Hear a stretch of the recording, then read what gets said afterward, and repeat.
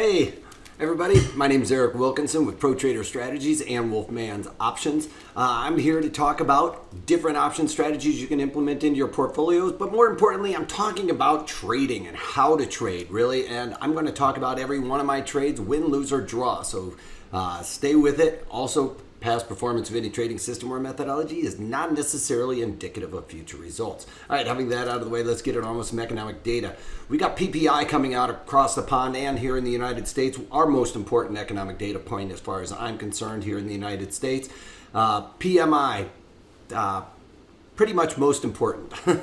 Anyway, or Purchasing Managers Index. Now remember, we've seen a lot of these Purchasing Managers Indexes across the pond come in below 50. Anything below 50 is contraction in the economy. You get 3 of those in a row and it looks like a recession. Anything above 50 is expansion. So we've seen a lot of these overseas come in below 50. This is only the service sector, which isn't as important as the manufacturing sector, so keep that in mind as well. And their flash PMI numbers are the most important data points that they get out. So this is just the PMI. It's not their flash PMI. But across the pond, everybody came out above 50, showing expansion, and they all basically beat the street. The only thing that didn't beat was PPI, which is Producer Price Index, and that came in at negative 0.3, expected to be a positive 0.4.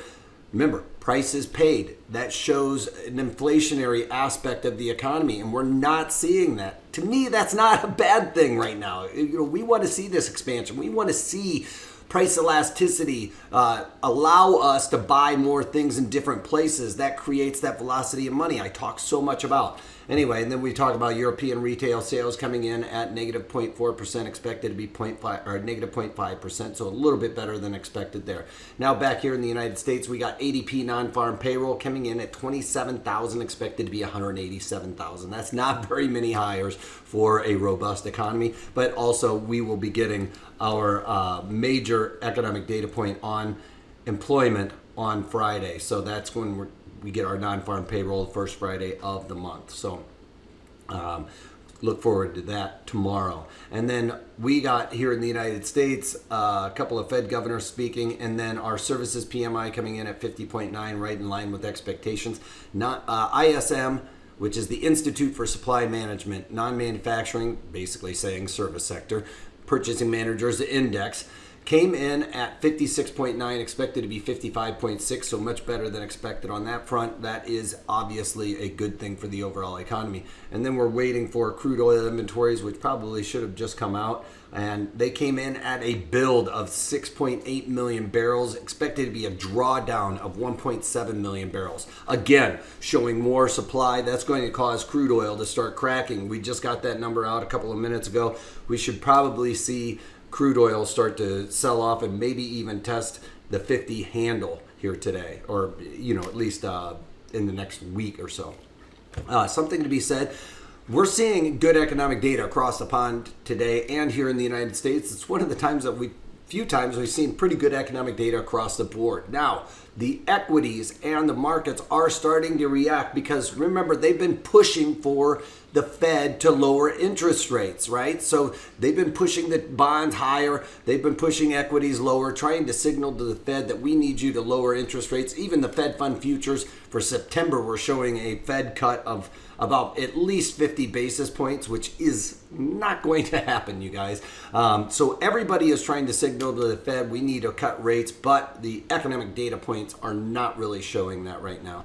Everybody just wants the easy money. So the markets are kind of reacting in a bizarre way in some regards that they aren't really following through with the economic data. It's because they have something else in mind. They're trying to prove a point here. So the markets see the good economic data and are starting to crack because they think that now the Fed probably not going to cut rates. All right. So keep that in mind when you're trading today, that it's not always, even though it looks bullish, so bullish at all. Anyway, crude oil futures coming off by a couple of points today, 1.5, let's say $1.50. I don't want that right there. I want to pull up my marker because we are right here at the point of control, right? And this is the point of control for the volume now.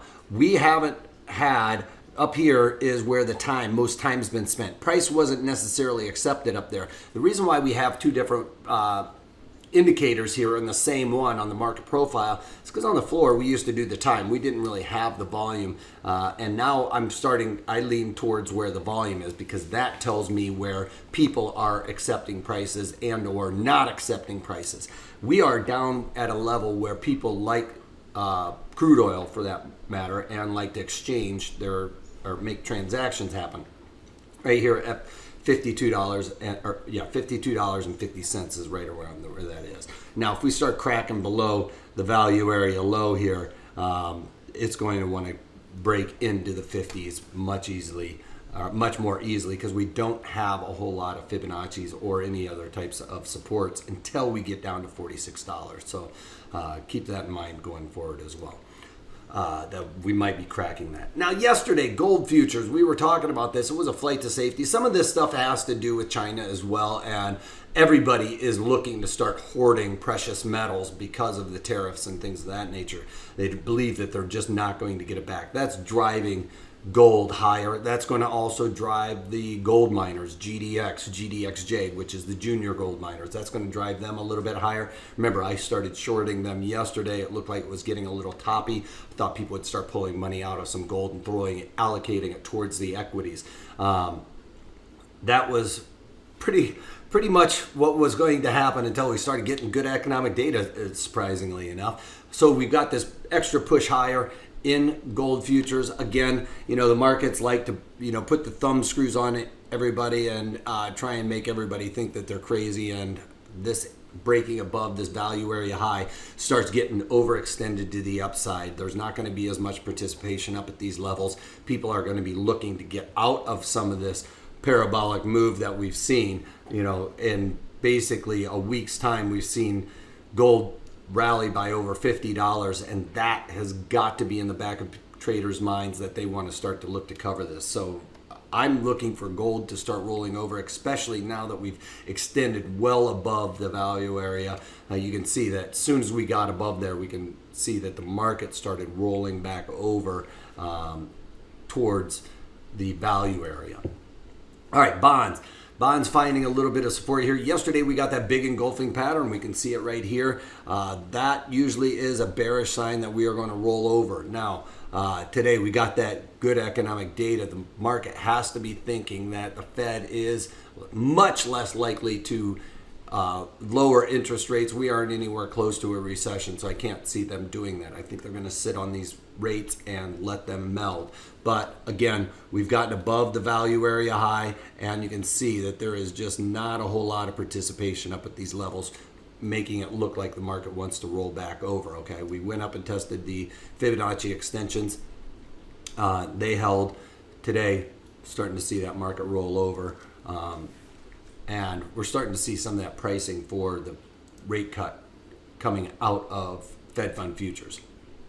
All right, we've got VIX moving a little bit higher because the equities are really just trying to figure out which way they want to go. We've got the Dow Jones higher on the day by 100 points or so, back above the 200-day moving average, which is this little orange line. This is the 200-day simple moving average. And that is going to act as support, generally speaking. But because we have this point of control right there below it, that acts, as we've talked about before, the magnet. It's going to want to draw the market back down this way towards this. So either direction, even if it goes below it, we're going to be looking at, it wanting to have a little magnet up here. So, and drawing it back up. It depends. If it's above, we're going to pull down, and if it's below, we're going to want to pull back up. All right, so the market acts as a that point of control acts as a magnet, trying to draw the markets in. So despite the fact that we're up 100 points on the day, we're seeing VIX spike because the market is really trying to discern whether or not we're going to break out of this little area. I think we're going to start to settle down here. We got the NASDAQ. This is the tech sector not looking too good. As you can see, NASDAQ, one of the equities, the indexes that's in negative territory. You can see it's down by 4.5 ticks, but it's above its 200-day moving average as well. So that's where we're looking for it to find support. This resistance has really shown that it is a true support and resistance area, and that lines up with 7230, let's call it. So that is a major support and resistance. The market's trying to get back up to the point of control because, again, it is a magnet, right? We've talked about this many times. It's going to try and draw it back up to this area. So the market wants to come towards the point of control, the magnet trying to pull that there. But we have overhead resistance at 7230. We need to really get the spurs on this horse and get moving higher in order to get above that level there. I don't know if we're going to be able to make it up there today, but again, this pattern not looking as bullish today as it was yesterday with this the way that the doji's kind of lining up right there, right? So I'm not adding anything today. I'm going to wait for it. I was actually thinking coming into today I was going to start sprinkling in more and more trades, trying to do some premium selling strategies. We get this market to start moving higher, I'd be able to cover those relatively quickly. We are seeing some directional moves in my favor with a couple of the markets, but I'm just not seeing that volatility coming out of those markets because we're seeing the VIX spike. That's going to cause the equities to see some higher volatility anyway. With the E-mini S&Ps, you know, to me, it really feels like it wants to settle down here in and around the point of control. We need to get the NASDAQ a little bit higher to kind of cover that as well, but, you know, NASDAQ's got all the tech in there that's going to try and draw it in different directions as well with Apple and everybody else, so it's kind of beholden to some of those. And E-mini S&Ps not so much.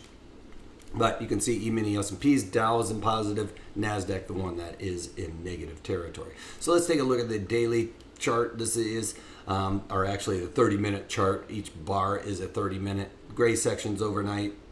Black section right here is the day session.